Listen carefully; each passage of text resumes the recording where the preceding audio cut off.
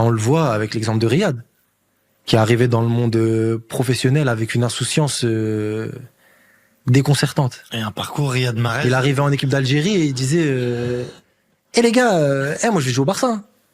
Il jouait en D2 à Leicester. Alors les gens ils se foutaient de lui en sélection, tu vois, ils lui disaient mais vas-y arrête toi. Il arrive juste avant la Coupe du Monde 2014. Juste avant la Coupe du Monde 2014, il joue à Leicester en D2, donc c'est pas le Leicester champion et meilleur joueur d'Angleterre déjà. Non. Et il dit déjà je vais jouer au Barça. Il est inconnu, personne le connaît. On voit un petit mec maigre arriver. Avec une mèche et une espèce une plaquouse. Moi, je l'avais commenté au Havre sur les premiers matchs qu'il avait fait. Mais comme tu dis, maigre. Je me dis, mais ils vont le casser, ils vont lui faire mal. Et surtout avec la mèche et une petite teinture. Et ouais, il est arrivé et ça pour moi, c'est l'insouciance, tu vois. Parce que s'il avait fait un centre de formation et qu'on l'avait programmé à devenir pro, je pense pas que ça aurait été le même joueur. Il a pleine mesure de ce que ça représentait, Thierry Henry notamment. J'ai eu une dépression aussi, moi. Donc. C'était sur cette période-là. C'était avant, justement. Moi, je suis arrivé très rapidement en équipe de France. J'avais pas encore 18 ans quand Michel Platini était l'entraîneur.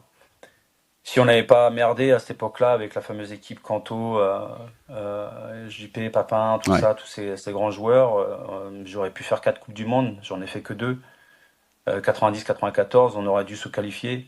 Tout le monde se rappelle du match contre Israël ou la Bulgarie au Parc des Princes. Donc, effectivement, il y a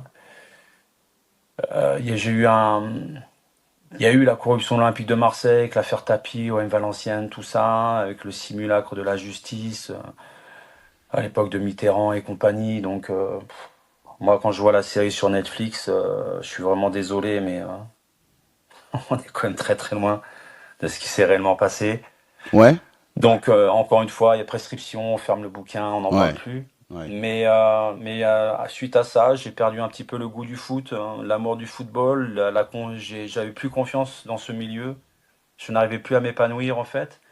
Et en fait, j'avais mis de côté des aspects qui sont revenus comme un boomerang. La mort de mon frère sur un terrain de foot quelques années auparavant, la mort de mon meilleur ami, son suicide. Beaucoup de culpabilité me concernant à ce niveau-là, à la fois dans ma vie au quotidien, en tant qu'être humain, mais aussi sur le terrain. J'avais du mal, j'étais trimballé d'un poste à l'autre. J'avais perdu le goût des entraînements, la remise en question permanente pour être un grand joueur. Et donc je suis tombé en dépression. Et ça a duré quelques années.